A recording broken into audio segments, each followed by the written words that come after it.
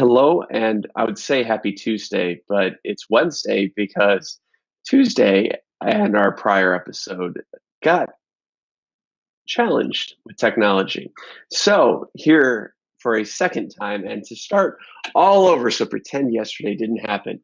Um, Xavier, welcome to the show. As I mentioned prior, you are my first guest from my lovely hometown of Rockford, Illinois. In 40 plus episodes now, I'm honored to have such an incredible person who's doing amazing work and has such a story to be on. So thank you again for being a part of this. And rather than getting into the doldrums of my introduction, I will just have you introduce yourself. Okay, well, my name is Xavier Whitford, and a little bit about me just in general. Again, just married for 15 years to an awesome man, I have to say. God love him. He's off camera right now saying, you better say that. No, actually, he's not here. But I also am a mother of two, and talked about like one of my greatest blessings is being a mother, but also just being a Gigi, a grandma to a little almost 4-year-old little girl Esperanza. My full-time job is I work for the City of Rockford as a finance manager, and been there for about 12 years. So, yeah. Fantastic. Well, if this is your first time ever tuning in to the Open Heart Collective, I want to say welcome. This is a show that started back in March of 2018 under the preface that we don't talk about mental health enough. These conversations, we're always being reaction, or we're always reacting to a mental health story. And in this culture and this mindset that we're in, or that the world is in right now, we always have to be hustling. We always have to be proactive. We have to be on the offense. We have to do, go, be. But the one thing that we're not on the offense about, the one thing that we're not proactive in, is our own mental health and the mental health of those in our community. So when I started this back in March, it was just going to be this month of mental health awareness videos, and I was going to leave it at that. But it rapidly became something much more important than that, and something much larger than that. And what we do in this show is threefold. We're gonna hear her story here in a matter of moments, but not just her story. We're gonna hear what are some of those specific obstacles that you've had to overcome and what you did to overcome them. And then last but certainly not least, we're gonna talk about what's exciting in your world, because as an advocate for mental health and somebody who's incredibly passionate about this, I've realized that we cannot just talk about the dark times. We cannot just talk about those struggles and the obstacles that we've had to overcome. We also have to talk about what's exciting in our worlds right now. What are we doing? Because it's that's giving the people who are coming up behind us, who are struggling, hope, and knowing that they're not alone, because and that it does get better, or that it can get better. So with no further ado, and I'm going to shut up now, and I'm going to let you share your story. Okay. I just remembered that I was supposed to send my husband something before I started this and forgot. And so he's going to be waiting for it, and I'm going to be like, whoops. So yeah. All right. So I'll just. Sorry. My apologies. What's your husband's name? Corey. Sorry, Corey. My mistake, buddy. I was supposed to send him a recipe to make dinner while I was doing this, and now we're gonna have to wait till like 8 o'clock at night because I've got something after this. So it's my fault. I'll be starving. So not his fault, my fault. Anyway, oh well. I'll take the blame. It's okay.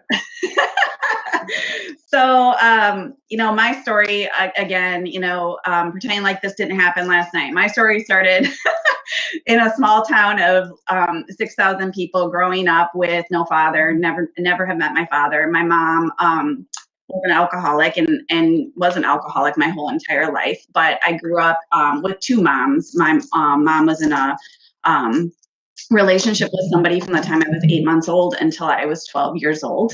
And so I grew up with two moms, and in a small town like that, that was, something that at a very early age, I just remember being made fun of. I remember people saying just cruel and mean things. And I didn't have a normal upbringing. I was raised in the bars. I remember just being in the bars and like, at the age of 10, 12, I could play darts like nobody else. I could shoot pool like nobody else, But, because of that environment, obviously I was put in some unsafe situations where eventually I did end up getting abused, sexually abused at a young age. And then because of that and the pain of that and just the situation in general, and being introduced to drugs and alcohol at such a young age, I just started drinking and, experimenting with different things at a very young age, which led me down a very, bad path to start with. Right. Kind of like that vicious cycle, I say, kind of you learn from what you learn from until you figure it out or learn something different. Right. When I was 14, we had moved out of state, and my mom, I had gotten into just a wrong crowd, because that's what I looked for, because that's what I wanted, at that point to do. Right. And I ended up getting pretty heavily into some stuff that was pretty sad. And my mom ended up putting me in a co-ed rehab to try to help me.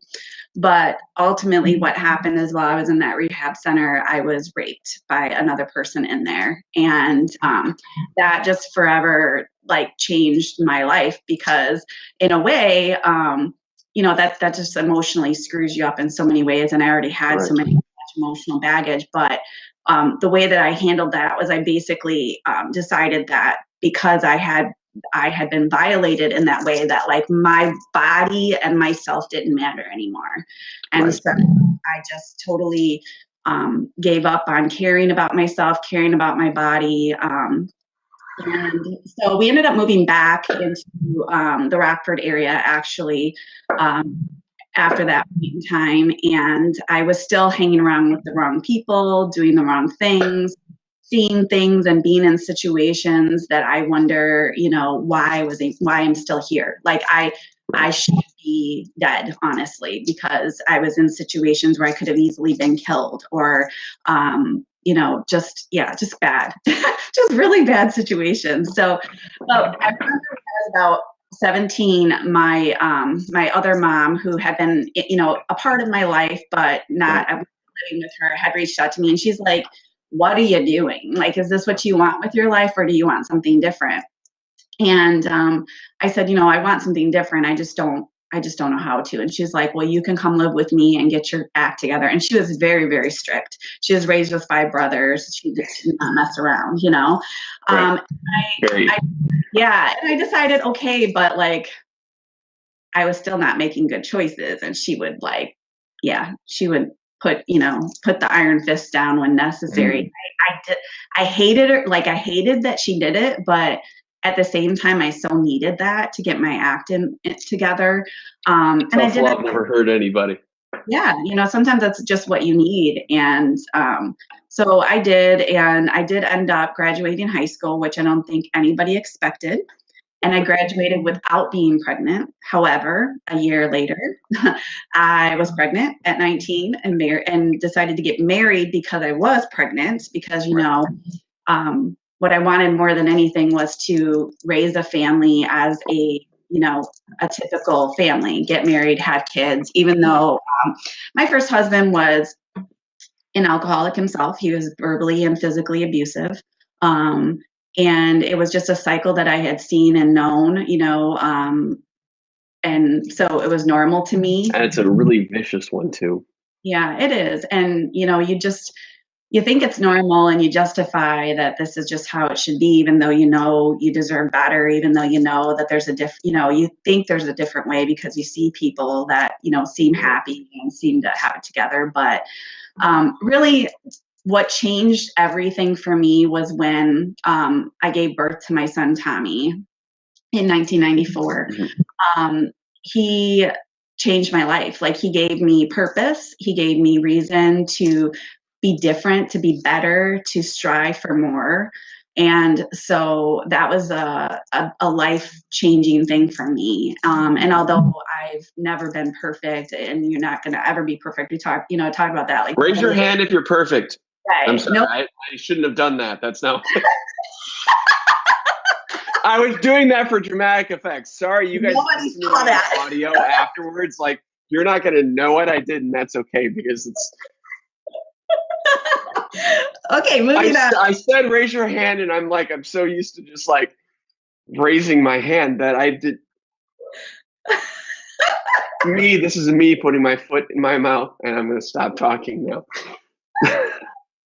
Oh my gosh, so funny. Okay. Anyways, what I meant to say, nobody's perfect.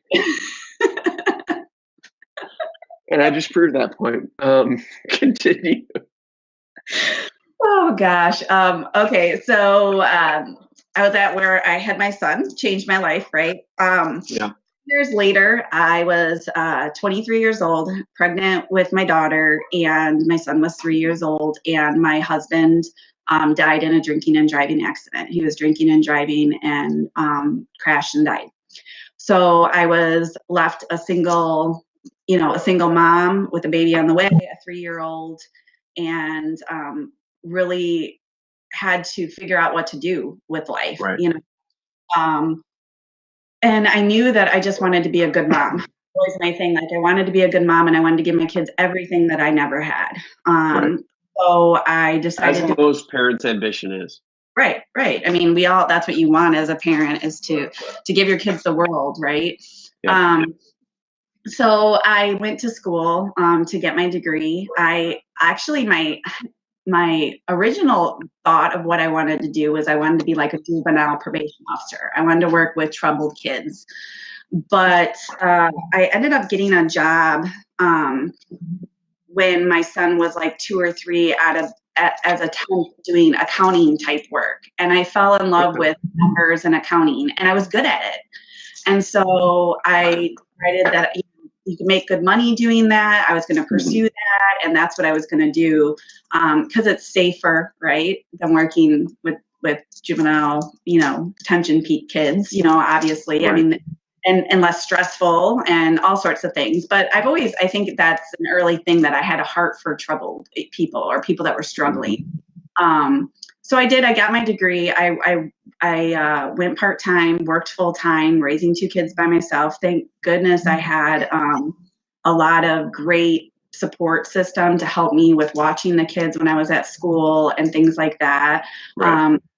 I don't have a super close family, but I have great friends, and I have a couple family members. And that can be like family sometimes. They are still today. Like, my friends are more family to me than some of my family. Like, I do have some family I'm very close to, but very few. So then in 2000, I think it was 2002, I met my current husband, Corey.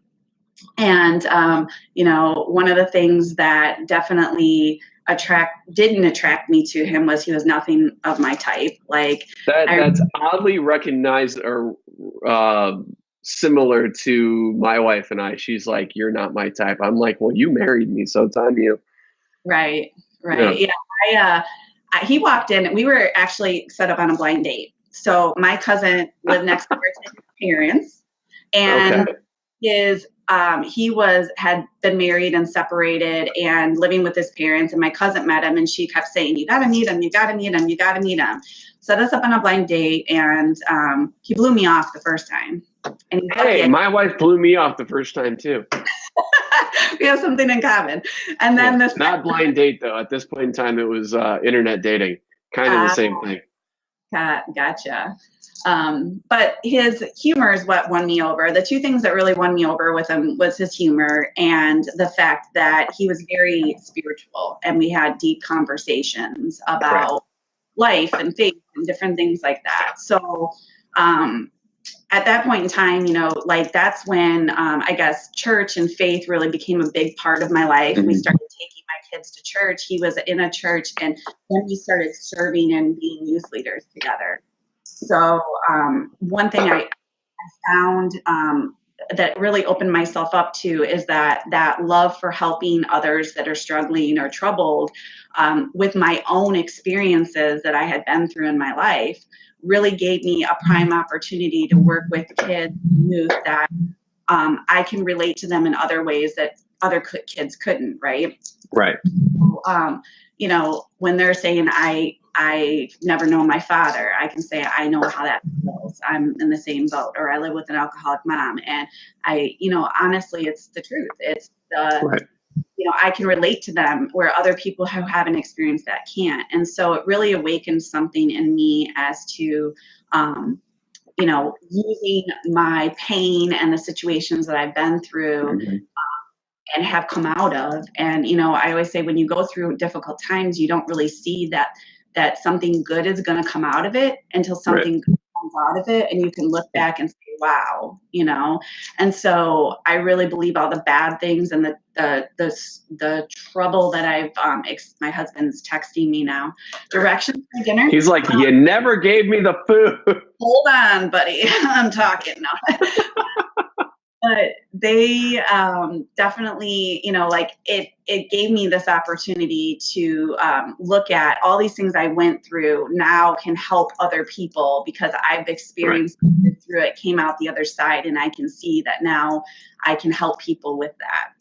So, and then something happened around 2011. You know, we fast forward, got married in 2003, fast forward to 2011, and my husband finally, he had struggled with like what he wanted to do with his life. And he was all between all these different types of jobs, you know, at these different companies. And he finally decided to, sorry, something just banged really loud. I'm like, hopefully he wasn't throwing something because I didn't send him the recipe. No. He, you know, he finally started to pursue the two things, find a job that he wanted to pursue that took the two things he did best. And that was working with youth. He was a coach. He was a leader. He loved that. And for the Lord. So he became a youth pastor. He went to school and got his degree and all that. And I became a pastor's wife. And I always laugh at that because thinking like what I've already shared, what I've been through in my life, right. pastor's wife, you know, and honestly, Jesus did take the, you know, the ones with all the baggage and give them a purpose and, you know, help them become something great. And I can look at my life and say now that I have the opportunity to be a pastor's wife, which I never thought that I would be, definitely God's works and miracles, right? Amen to that.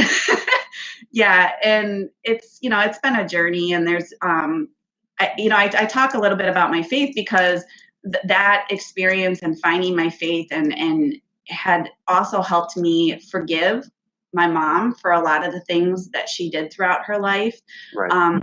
Be able to move past some of the hurts and pains that I've held against people because of the things that have happened to me, and grow as a person and be gentle with myself too, because like I said, you know, the mistakes I've made and the way, and I've hurt people, then I know now that, you know, I have to just seek that hopefully people will forgive me for those times that I've done things too that I should have. So, but I mean, and it's forgiving yourself for it too. Yeah, and being able to forgive myself, absolutely, because a lot of it was my choices that I was making, but understanding that, you know, we all make those choices and it's moving past them and accepting that forgiveness of ourselves and, you know, all that. So thankfully I was able to do that because my mom, I was able to have a relationship with her. She lived with us for 14 months after she was diagnosed with cancer, and be able to mend that relationship with her and have that relationship with her before she died in December 2013. So, but, you know, going back to, I talked about my son, and that's a big story of my life now, what I've started doing. Like I said, he was my firstborn. Obviously, both my children have changed my life and made me a better person in so many ways. But kids have a fancy way of doing that. Yeah, he had struggled because he lost his dad at a young age. He struggled I know I forgot to send it to you. It's okay. Just don't worry about dinner right now because I'm literally talking. So I knew he Sorry, was Corey. It's on you. I know. I'm sorry. Hey, I said it can be all my fault. It's okay. I'm used to taking the blame. It's all right. I heard him coming down the stairs and I knew he was going to be like, where's that recipe? It's okay. It's okay. I won't be mad that dinner's not made. It's my fault. Right. And, so Tommy, because he lost his dad at the age of 3, obviously that's a traumatic thing and it really affected him. And he was in and out of counseling.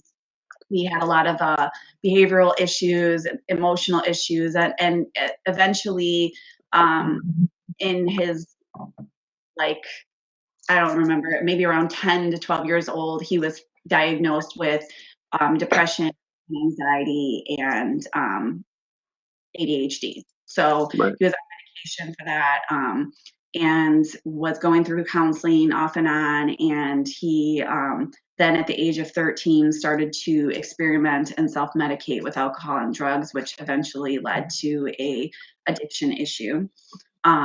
So there was a lot of story, backstory to years of, overdose scares, sleepless nights, rehab stays, days that worrying. But we also were there doing everything that everyone said we should do and making sure that we took him to the doctors, took him to the counselors, took him to the therapist, got him on the medication, put him in rehab when that was necessary, whatever it took. Right. And I really learned through that the one rooted thing that always affected him, there were 2 main things. One was the loss of his dad, this feeling of abandonment from his dad. His dad died because of a choice that he made, that he, Right. drinking. And have that happening so young to him. He didn't. You can't rationalize that. You can't explain that to a 3-year-old. Yeah, absolutely. And it affected him. Like it really did, because when he was in rehab, in 2013, he was in rehab and he wrote me a letter and he's like, I need, my biggest issue that I'm dealing with is I need to know more about my dad, the kind of person he really was, Right. the things he really did or didn't do, and the person he was. And I need to know these things, and so I was honest with him and I shared the things he wanted to know because he was old enough to know them. But it really, it really bothered him that these things about his dad. And then he had also really latched on to some men in his life that he wanted to fill that void that disappointed him. And so he had a lot of disappointment and males not being there for him when he needed them. And that really affected him mentally in so many ways that I can't even explain, because all I can tell you is what he shared with me. And I mean, I've been there to a degree as well. Once my parents split, my mom got together with a very abusive alcoholic that she met in her work with the rescue mission, and they had a child together, and then it was one of those situations where there was nothing but darkness, and I mean, and I went through a lot in that moment, but he subsequently passed away due to, again, his choices and the repercussions of his choices.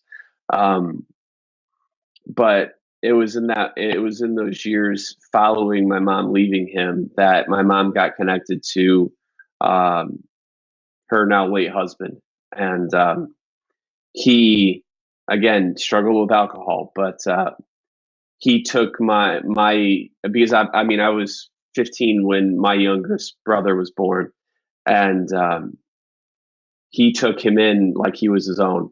Mm-hmm. And that was the only dad my youngest brother ever knew, and we lost him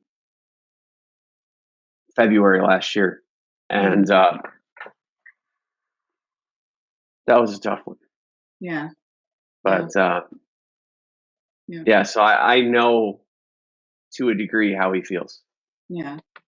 There's, definitely there's a connection between those, the relationship male to male. It's, right. it's something that I couldn't fill for him. Right. I was always there. I was always trying to be that supportive one, but I couldn't fill that void for him because I wasn't a Right. male. Yeah. And so, but fast forward to July of 2014, my son finally graduated high school a year late, and He did it though. did it, and we were so excited. We actually, August 2nd, 2014, we had a party for him to celebrate his accomplishment. We were so proud of him, and we had 150 people there that came and were just so That's a happy party. and excited for him. And it was a good day. It was just a really, really good day. But during this period of time, he also had found out that his on again, off again girlfriend was pregnant. There was a lot of stress because she was getting pressure to not keep the baby. She wasn't sure if she wanted to keep the baby. They weren't sure if they were even going to be together. Right.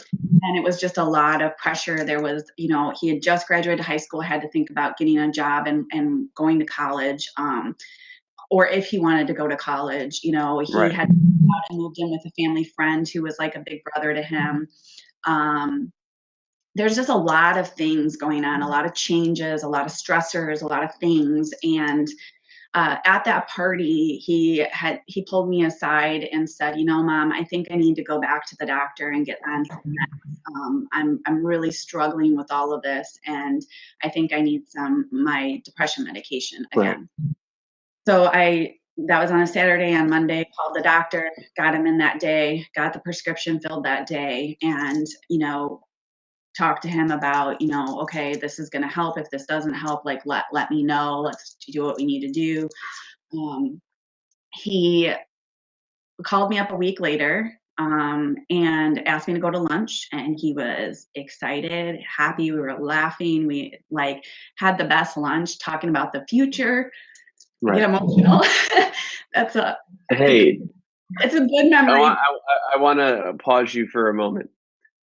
To everybody whether you're with us live or you're witnessing this after the fact, the entire premise around this show and why it exists is it's a safe place for people to be vulnerable in. So this is one of those things where I want this community to uplift its members, not take them down. So it's okay to be vulnerable here. It's safe. So yeah. It's definitely a good memory, but also hard because it's the absolutely good memory, that we have. So he that day was talking about the future. He was talking about how him and his girlfriend decided to keep the baby, that she was going to move in, that they were going to make a go of this, that he was scared to become a father, but he was looking forward to it as well. He wanted to be a good dad. He talked about that. And, I just reassured him that, nobody knows how to be a perfect parent. You learn as you go. And a lot of knowledge bumps come with that. Yeah. And nobody's a perfect parent, period. Right. So nobody expects that. I reminded him, nobody expects that of you, that we're here to help in any way we can, that will support right. you. We'll guide you because, that's what parents are here for. They're here to guide.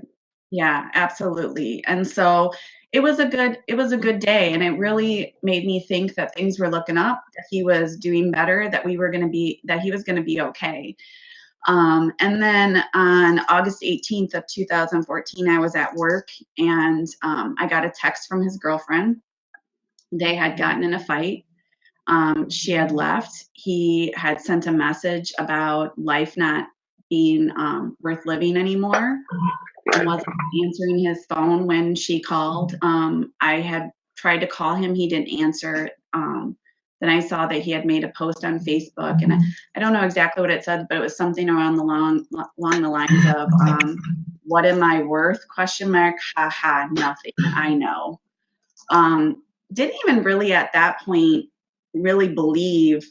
Never did I think at any point had ever considered to end his life. Never did I think that would be anything he would have ever done. But that day I left work because it was around lunchtime. I went to the house where he was staying, and we often just walked in, and the house was always open. And went there, walked into his room, and had found that he had taken his life by suicide.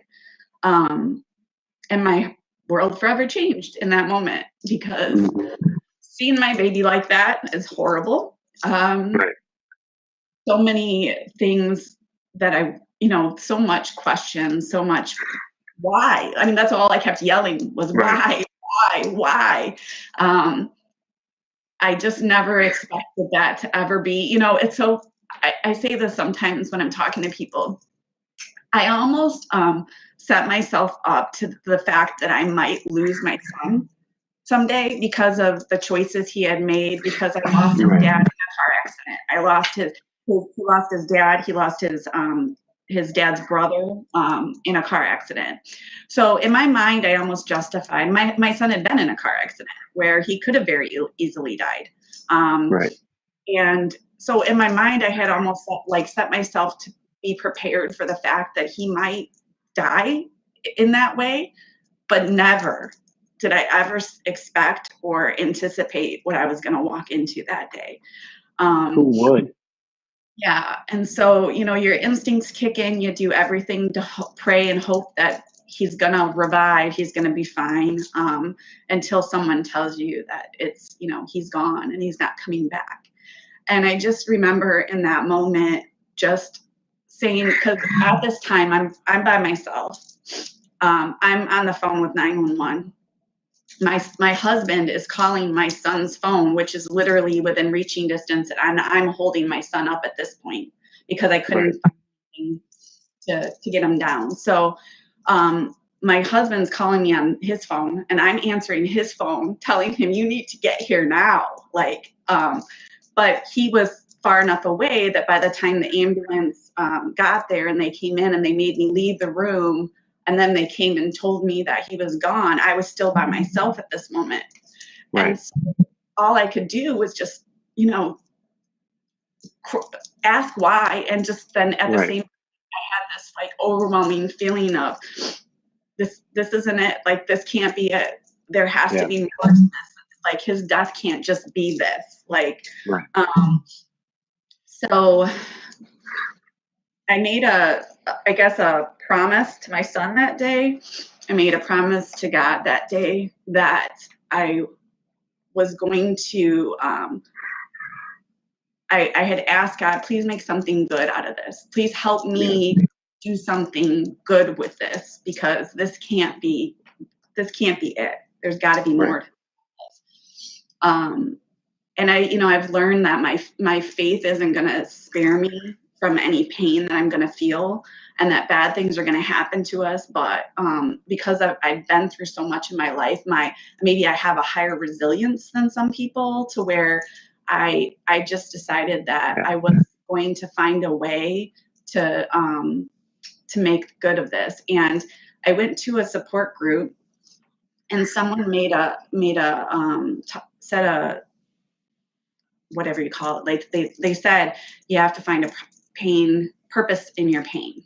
And when they said that, it stuck with me, and I thought, that's what I have to do. It's finding a purpose in my pain. And that little thing that they said to me is what just catapulted me into continuing to move forward, to find a way to take what I'd experienced in his story, to honor him in everything I do, but to help others and to make something good out of the situation. That's what I've tried to do since then, is just, honor him, find ways to help our community and do things. So early on, we established a foundation in his honor. It's the Tommy Corral Memorial Foundation.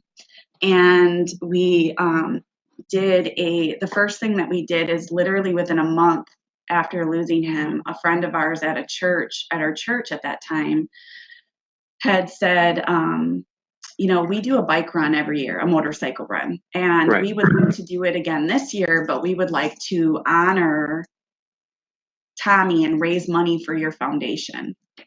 And so we said, oh, that's awesome. Let's do that. My husband owns a motorcycle. So, we're like, that's perfect. Let's do it. Yeah. And so, it was like 15 people on a bike that went and rode, and, we donated money, and I talked to them about what our plans were with the foundation, but it's turned into an annual event that we do every year.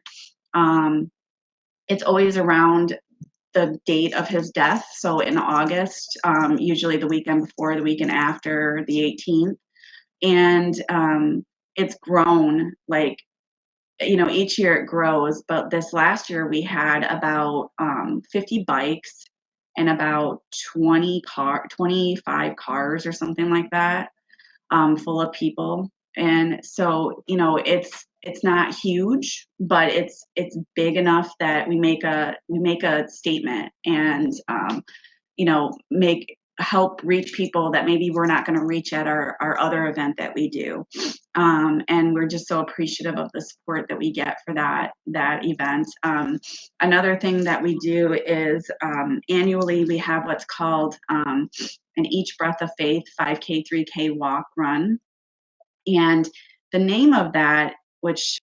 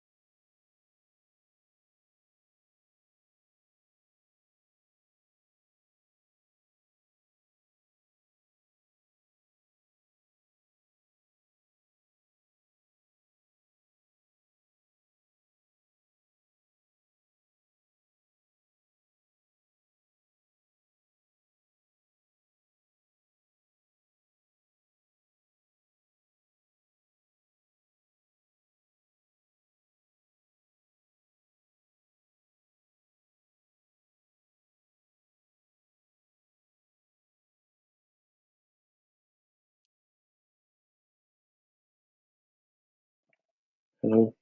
Hi, are you back? Hello. Can you hear me? Why are we paused again?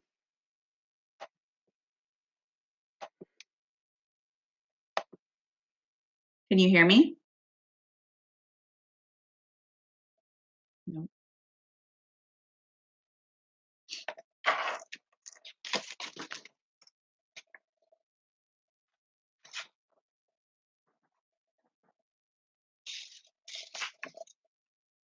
Hello? I'm here. Can you hear me? I'm back. What about now? I can hear you. Can you hear me?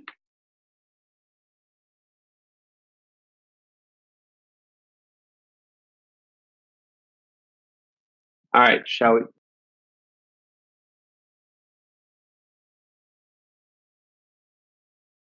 Hello? Let's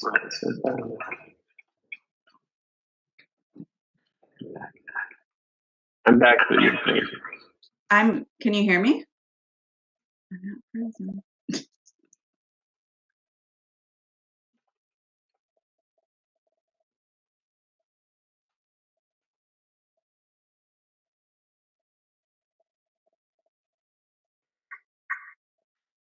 Hey, Corey. Technology. Corey. I don't understand why.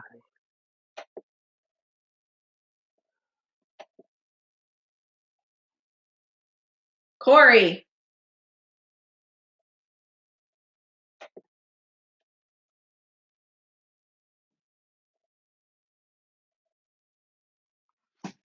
All right. So I don't know if you guys can hear me still or not. Can you hear me? I'm gonna troubleshoot this as best I can. Corey, are you on anything Wi-Fi?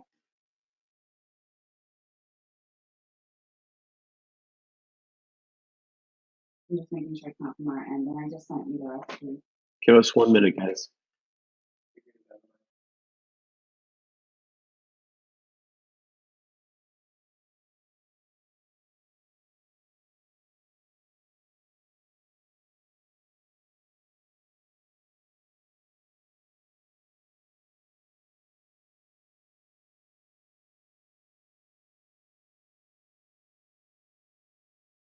All right, I'm here. Am I here now? You're here too. I can't hear you. You can't hear me?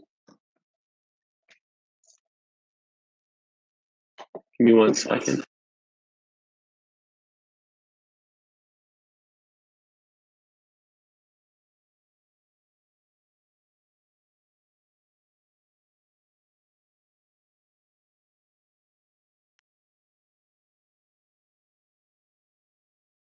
How about now?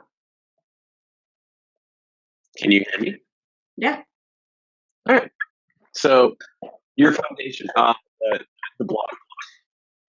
Yeah, so we were talking about the walk, and it's called Each Breath of Faith, and the reason it's called Each Breath of Faith is because I had started a blog about 19 days after losing Tommy to just kind of write about what I was feeling, what I was going through, what I was experiencing, what I was learning, and all sorts of things like that. So it's been it was just a good outlet for me to write. Right. And so I was hoping that in writing that I was helping others learn, and I seemed to get a lot of followers and a lot of good feedback, and so I just kept doing it. So that's where Each Breath of Faith came from, because one of my first blogs, I talked about, like, literally it took everything I had just to take a breath for the, like after losing my son, just taking a breath, and that I just needed to just tell myself, just take a breath, just keep breathing, just Right.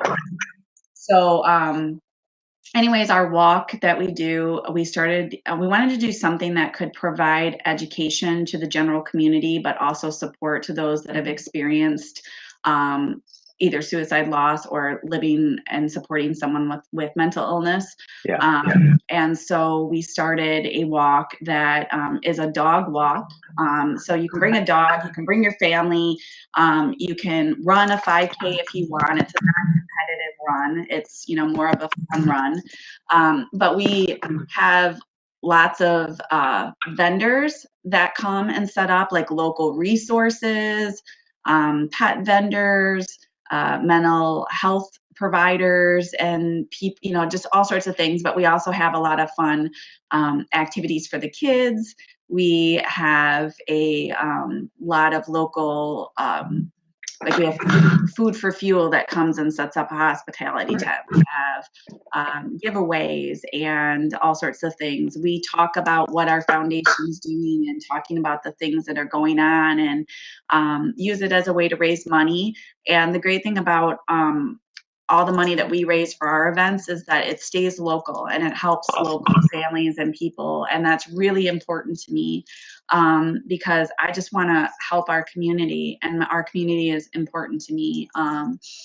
So that's, it's something that we value very much. And so that event, the first year we did it, I think we had like 150 people, and it's grown, up to maybe like 400. But sometimes, like last year we had a down year, and I'm like, you know what? I don't care if we have 50 or if we have 1,000, as long as we're supporting, helping, and that's what's important to me, is just getting that message out there, and being able to provide hope and healing for some people. So another thing that we do every year in September is we have a suicide prevention billboard.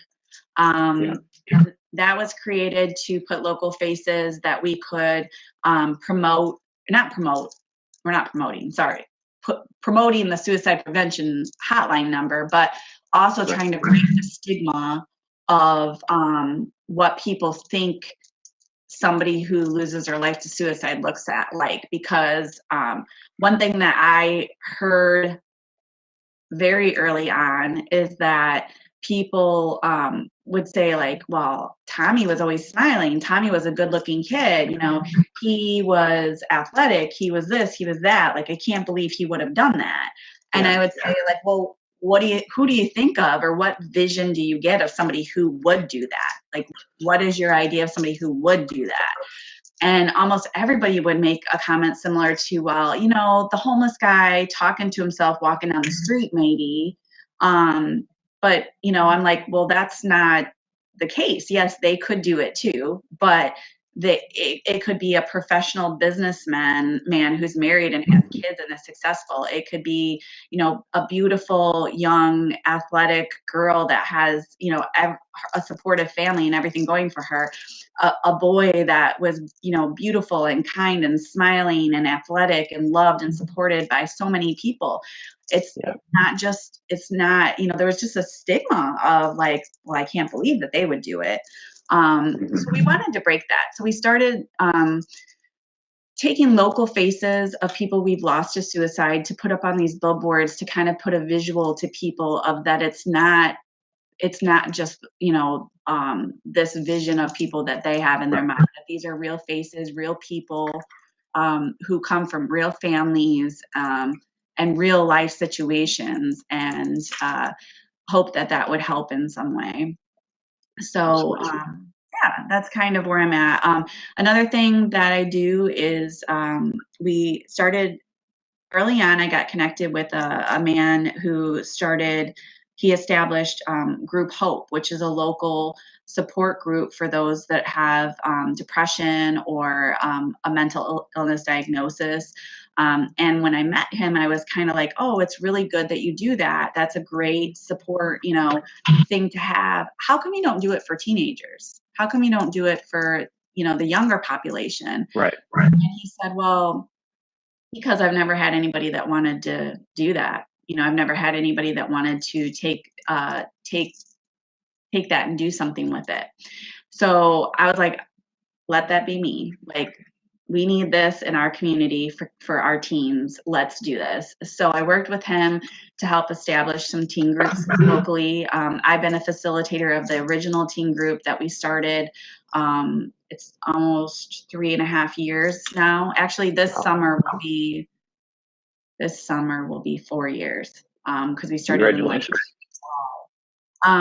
and it's a consistent group. It helps the kids have a place to go that's safe. They feel comfortable to talk about what they're feeling, what they're going through, what they're struggling with, in a safe environment where they're not going to be judged, and they can just be open and honest, because the reality is a lot of times kids are not going to talk to their parents even about these things. They may talk to their friends, they may not, and so I wanted to give them a place that they can go and talk about this and not have to hold it in, because I feel like talking about it helps you process it and move past it. But I have learned so much just from those kids sharing with me what it's like for them to live with, eating disorders, live with severe depression, live with anxiety and having panic attacks or bipolar. And they've helped me understand and learn what my son was going through, what he was feeling, what he was thinking that day, because I just couldn't understand it. Why didn't he call me? Why didn't he let me, why didn't he tell anybody that he felt this hopeless, that he felt like that was the only answer? And my kids have told me that, one of my teens said to me one day, she's like, when you're in that state of mind, it's like you're looking down a tunnel. You can't see the past and all the great things that you've had and the gifts you've got and the people you have supporting you. And you can't see the future, the things you have to look forward to, the things that are to come. Like, all you can see is this pain that you're in. Right. And that you feel this immense pain, and that all you want is for that pain to end. And your mind tricks you into believing the only way to end that pain is to end your life.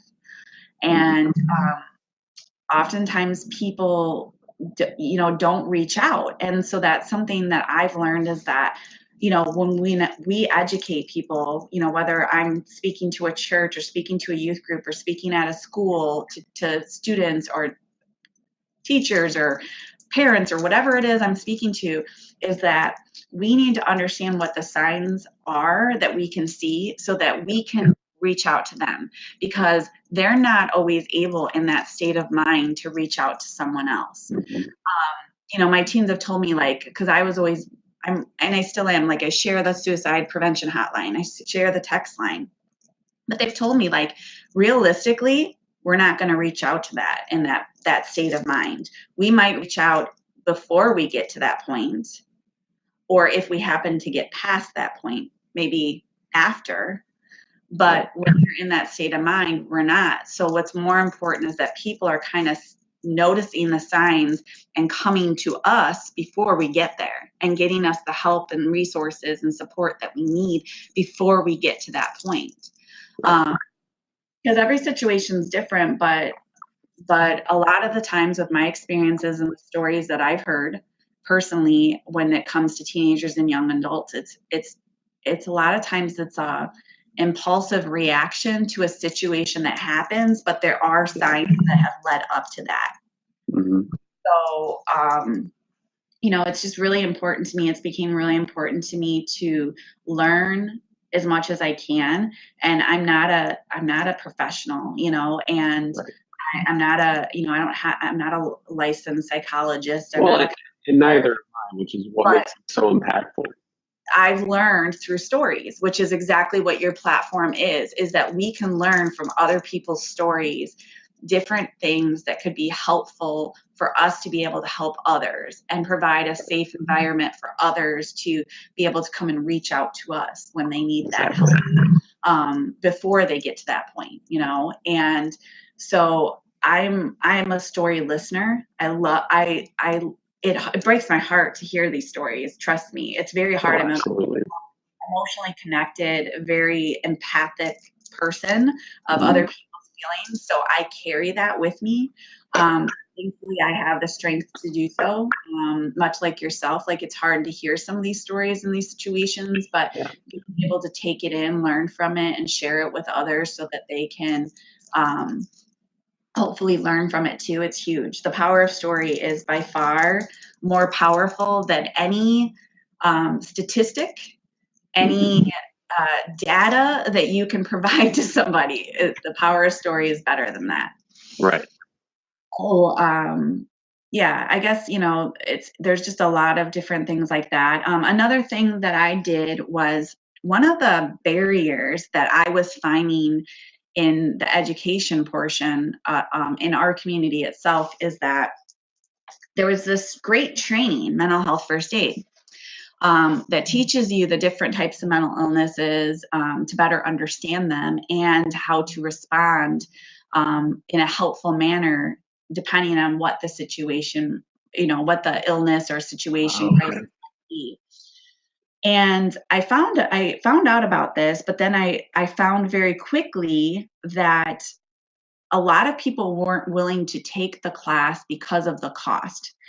Because many of the there's not a lot of instructors locally, but the instructors that are teaching it locally charge, because you can charge. It's an 8-hour course that you're teaching.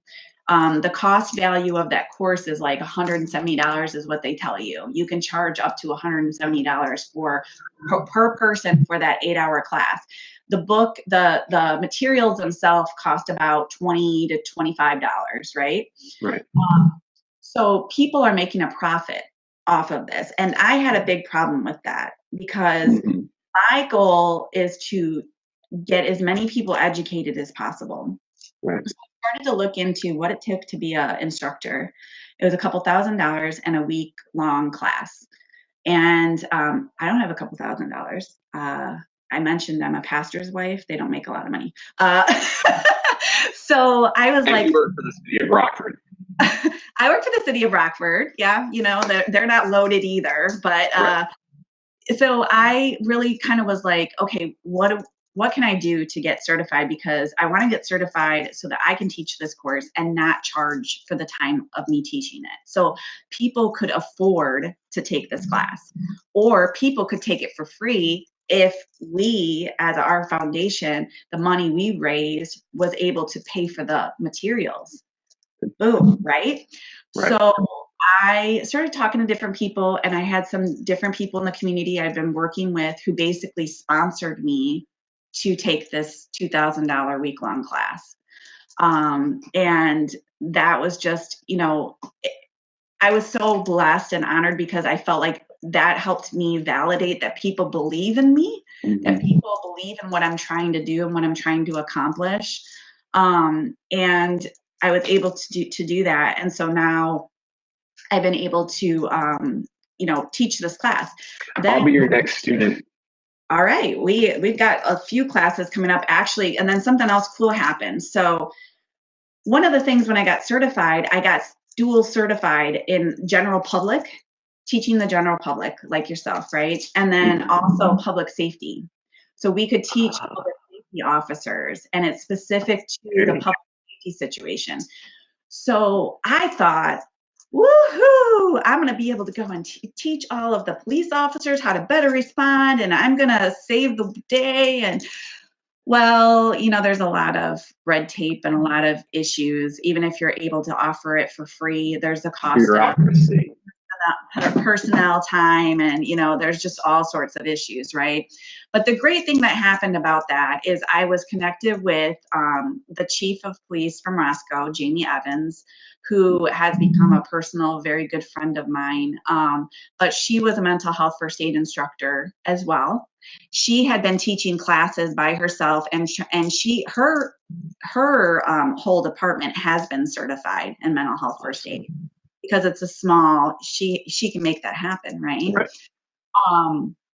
So we started kind of working together and had like this common goal of, well, let's get this into all of the police, departments in our area. Let's do this. And again, just kind of hitting walls.